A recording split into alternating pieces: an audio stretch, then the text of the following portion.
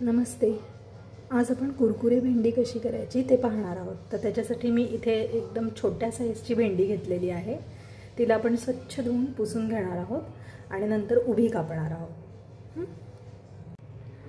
हे पहा, आता मी ही भेंडी छान स्वच्छ धुवून घेतलेली आहे. एकदम छोटी साईज आहे भेंडीची.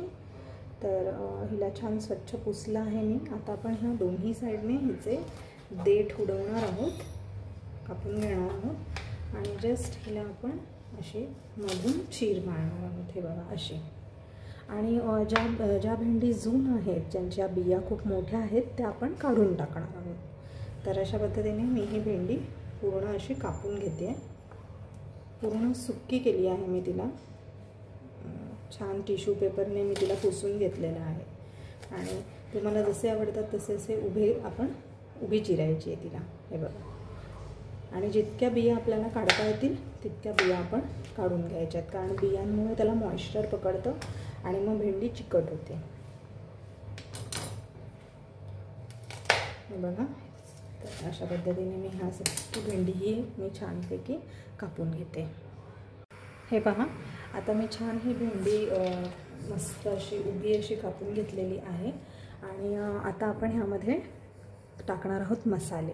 तर आपण हे सगळ्यात पहिले ह्यामध्ये घालणार आहोत हळद. बघा. त्यानंतर आपला मसाला. तुम्ही जो मसाला वापरता तो तुम्ही घालू शकता. मी इथे मालवणी मसाला टाकलेला आहे. त्यानंतर एक चमचा, छोटा चमचा घेतलेला आहे बघा मी. एक चमचा धणेपूड टाकलेली आहे. एक चमचा मी जिरेपूड टाकणार आहे. आणि एक चमचा मी ह्यामध्ये गरम मसाला टाकणार आहे. सो हे सगळे मसाले आपले टाकून झालेले आहेत. आणि आता यामध्ये मी एक चमचा बेसन पीठ आणि एक चमचा तांदळाचं पीठ टाकणार आहे.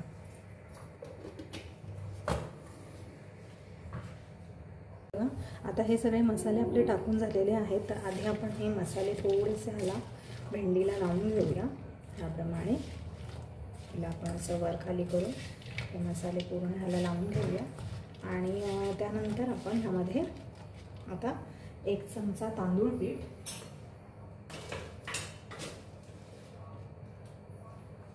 हे बघा एक चमचा मी इथे तांदळाचं पीठ टाकलेलं आहे.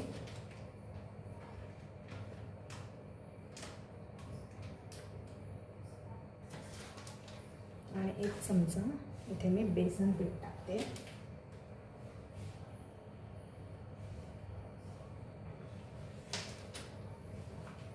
आता पुन्हा एकदा आपण ह्याला टॉस करून घेऊया, म्हणजे सगळं पीठ ह्याला लागेल. आणि शेवटला आपल्याला ह्यामध्ये टाकायचं आहे मीठ.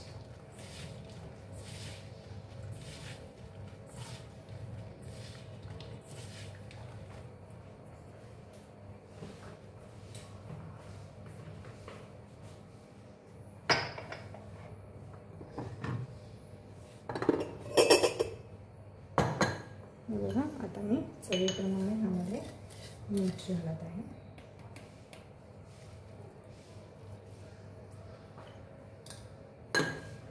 जेव्हा आपण हिला डीप फ्राय करणार आहोत त्याच वेळेला आपण ह्यामध्ये मीठ घालणार आहोत.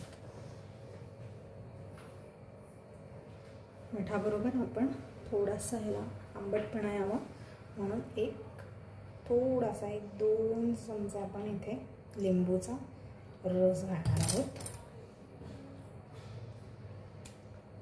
बघा, थोडासा लिंबाचा रस टाकलेला आहे.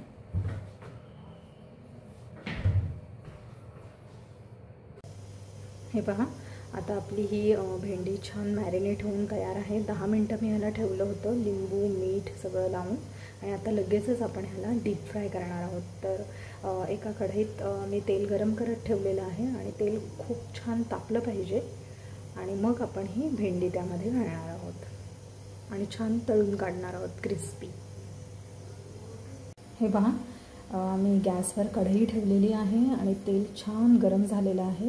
आणि साईडलाच मी एक प्लेट घेतलेली आहे आणि त्याच्यावरती एक टिश्यू पेपर मी ठेवलेला आहे. बघा, तर थोडी थोडी करून आपण भेंडी तळून घेणार आहोत आणि लगेचच त्या टिश्यू पेपरवर टाकणार आहोत.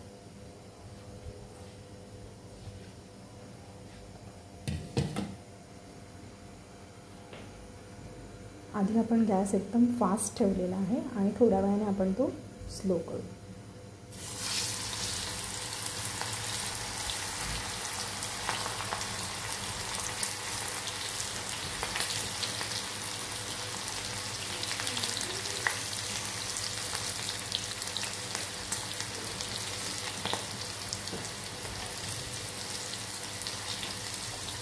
बघा आता मी गॅस स्लो केलेला आहे आणि आपण आता ही छान भेंडी स्लो फ्लेमवरती छान फ्राय करून घेणार आहोत, नाहीतर मग ती आतमध्ये कच्ची राहील.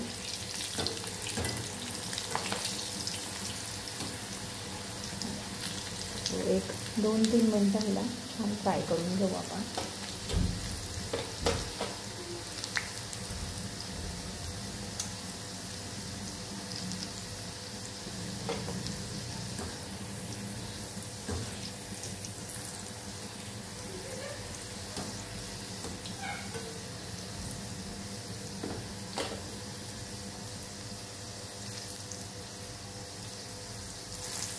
अशा पद्धतीने ही भेंडी तळली ना तर ती छान कुरकुरीत होते. म्हणजे आधी थोडा गॅस मोठा करून ठेवायचा आणि नंतर थोड्या वेळासाठी तो कमी करायचा आणि भेंडी छान शिजू द्यायची, म्हणजे ती छान क्रिस्पी राहते.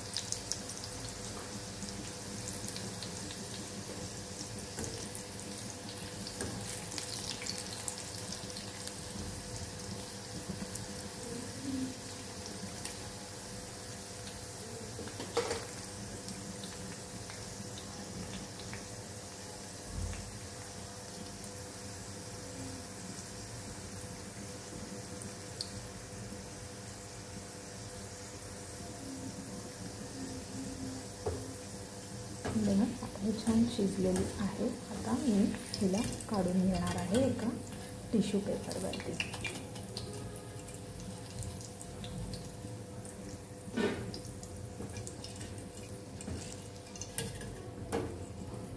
आणि अशाच प्रकारे सेम मी बाकीची भेंडी आहे ती सुद्धा अशीच तळून घेणार आहे. 1-2-3 बॅचमध्ये सगळी भेंडी माझी होऊन जाईल.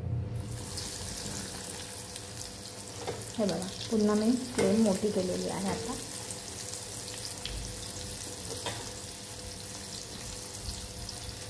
तो 2-3 बॅचमध्ये माझी पूर्ण भेंडी तळून घेणार आहे.